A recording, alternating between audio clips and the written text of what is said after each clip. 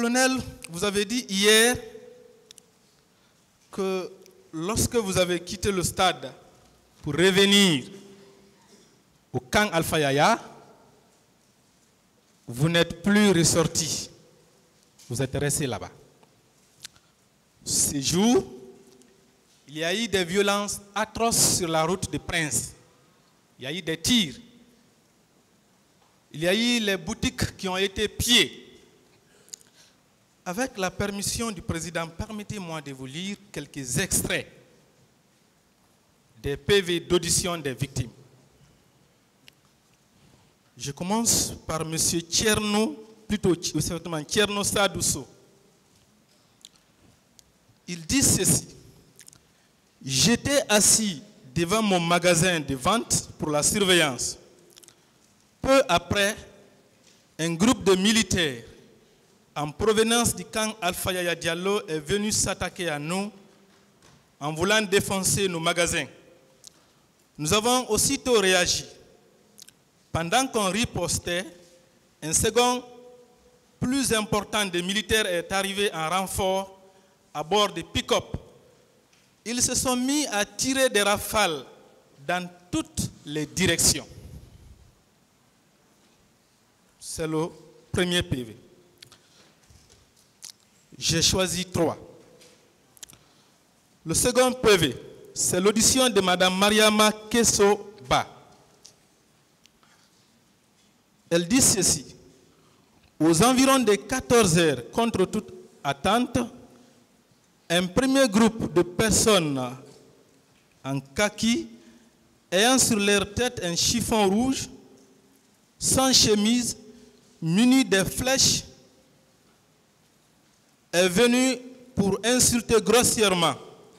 Les jeunes du quartier ont riposté. Quelques instants après, les militaires sont sortis du camp Alpha Yaya avec leurs fusils en tirant pêle-mêle.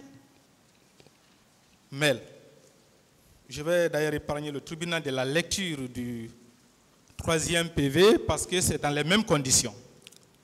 Vous qui êtes revenus au camp et qui n'êtes plus sortis, je vous pose la question en sachant que le camp est tout proche de la route de Prince et de Koza.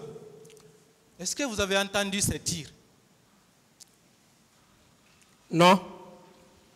C'est des dizaines de témoignages qui font foi de ce qu'il y a eu beaucoup de tirs ces jours sur la route de Prince entre Koloma et Koza notamment. Vous n'avez pas entendu?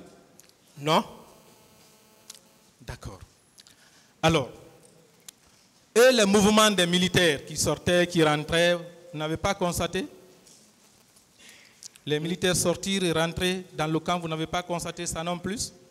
Non, mais tous les jours, les militaires se déplacent. Non, ce jour, c'était spécial. Pour aller vers la route de Prince. Mais vous savez, quand quelqu'un sort du camp en position de conflit, vous pouvez vous rendre compte, non? Vous n'avez pas vu les militaires avec les fusils aller vers la route de Prince et revenir au camp, faire les va-et-vient? Vous n'avez pas constaté ça? Je peux répondre maintenant? Allez-y, mon colonel. Quand les militaires sortent du camp, ils ne vont pas dire ils vont sur la route de Prince ou bien par-ci par-là. Non, ils sont sortis, ils sortent. Mais vous les avez au moins vus sortir? Au moins, est-ce que vous les avez tous les jours, les militaires sortent. Tous les jours. Les gens, ils sortent. Vous avez vu les militaires sortir avec leurs armes pour aller vers la route de Prince? Je n'ai pas de réponse. Agresser la population? Vous n'êtes pas intervenu et vous n'avez alerté aucune autorité. Aucune autorité. Ce n'est pas moi, hein. C'est vous-même qui avez dit que vous avez fui au stade pour venir au camp pour ne plus sortir. Ce n'est pas moi qui l'ai dit. Le camp est proche de la route de Prince.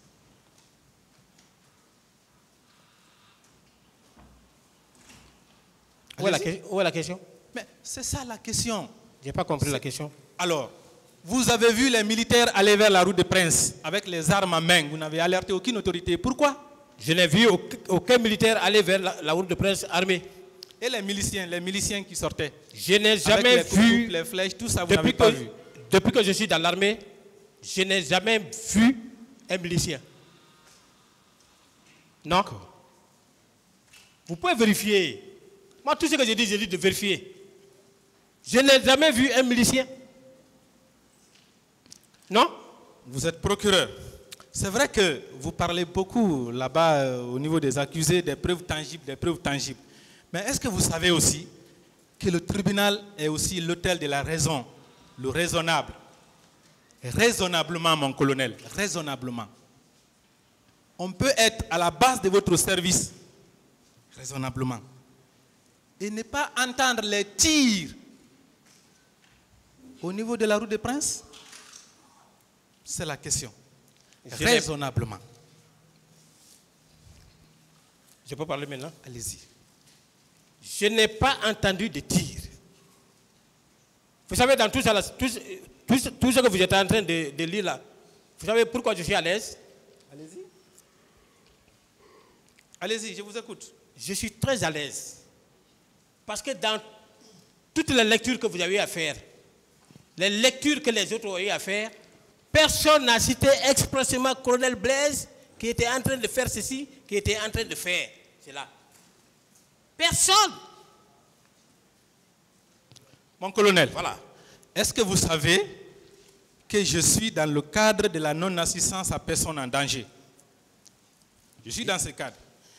Et vous le savez peut-être mieux que moi, qu'en la matière, même si la victime ne savait pas qui était en mesure de la sauver, l'infraction peut être constituée. Même si ces manifestants-là ne savaient pas qui était en mesure de nous sauver, mais ne nous a pas sauvés, dès qu'il est démontré que tel était en mesure de sauver les manifestants, la personne ne l'a pas fait, l'infraction est constituée à son encontre. Est-ce que vous êtes d'accord avec moi? Posez vos questions. C'est ça la question. Est-ce que vous êtes d'accord avec moi? Ça demande des explications. D'accord. Ce n'est pas automatique. Je vais continuer. Vous qui êtes revenu au camp, à votre base, pour ne plus ressortir,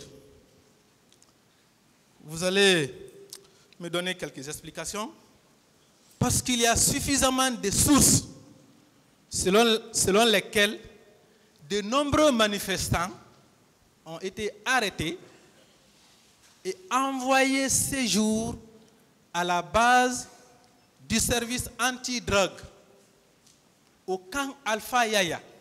Heureusement que nous avons la chance de voir devant nous quelqu'un qui est revenu à cette base et qui n'est plus sorti. Donc vous allez m'aider à comprendre. Okay? Je commence par Monsieur Ba Mamadou Mokhtar. Ce jeune a été arrêté au niveau du camp Alpha Yaya Diallo, plutôt au niveau du stade du 28 septembre, je m'excuse. On l'a amené à la résidence du président Dadis. Il a été frappé par les militaires. C'est le colonel Tegro qui est venu le tirer d'affaire, je ne sais même pas si je peux appeler ça comme ça, pour l'amener à sa base. Il dit avoir été torturé là-bas. Il a été torturé, on l'a rasé. Et il a même été brûlé par le fer à repasser. Il faut rire, mon colonel. Riez. Il y a les situations ici, quand vous les lisez, vous allez verser les larmes. Continuez à rire. Est-ce que vous avez vu un jeune séjour arrêté, qu'on a amené à votre base, qui a été torturé? Est-ce que vous l'avez vu? Non. Vous ne l'avez pas lu? Non. Alors, il précise, je vous lis un bref extrait de sa déclaration. Entre-temps, le premier gendarme nous a apporté 6 bouteilles d'eau. Le même jour à 18h, ils ont sorti pour nous raser les crânes et nous demander notre leader préféré. Si tu réponds que c'est Dadis, on te frappe peu. le cas échéant, on te frappe à l'agonie. Ces jours. Est-ce que vous avez demandé aux manifestants qu'on avait amenés là-bas qui est leur leader préféré? Je n'ai vu aucun manifestant à notre base.